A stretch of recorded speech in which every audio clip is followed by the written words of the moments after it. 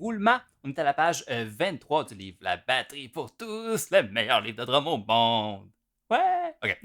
Donc, page 23, les roulements. On a les roulements ouverts ou les roulements en buzz. Ouvert, en fait, c'est en coup double. On avait vu les coups doubles. Donc, c'est des coups doubles très rapides.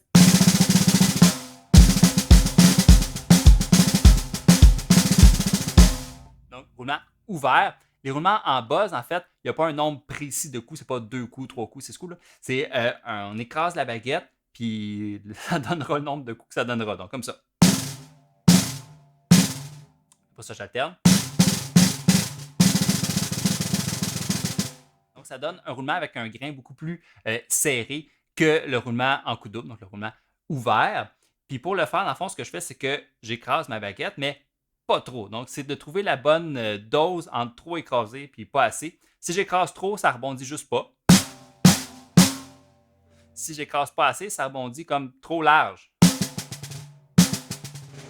Donc, c'est de trouver juste la bonne dose de force qu'il faut mettre pour écraser. Puis après ça, on écrase un petit peu plus au début pour empêcher justement que ça rebondisse trop haut. Puis après ça, on relâche un peu vers la fin pour étirer le rebond. Après ça, on alterne. Le but étant en fait que le buzz de la main droite n'est pas fini quand le buzz de la main gauche commence pour faire quelque chose, dans le fond, de continu. Donc, c'est ce que j'appelle les buzz rolls ou les roulements en buzz. Au début, pratiquez vraiment juste le son. Donc, c'est pas tant important de faire des noirs, des croches, des doubles croches au début. Là. On veut un beau son continu, clair, un roulement relativement serré.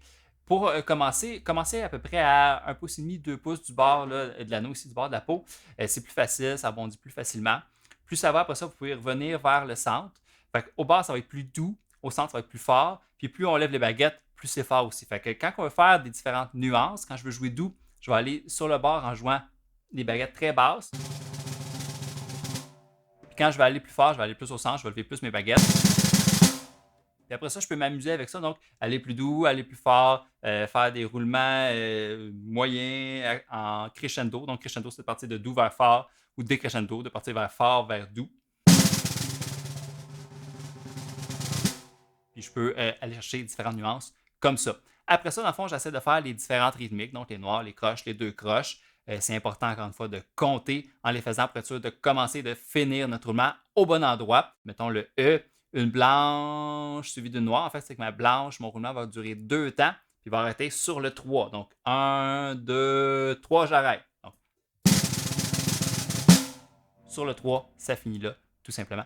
Et même chose pour les autres. Donc, on arrête sur la note suivante de mon roulement. Donc, encore une fois, les 3 petites lignes sur la note, ça veut dire que c'est un roulement.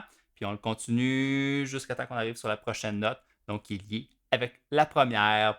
Puis après ça, on l'intègre dans nos beats, dans nos affaires. Ça peut être une petite touche vraiment intéressante à rajouter, que ce soit dans des beats rock, latin ou peu importe là.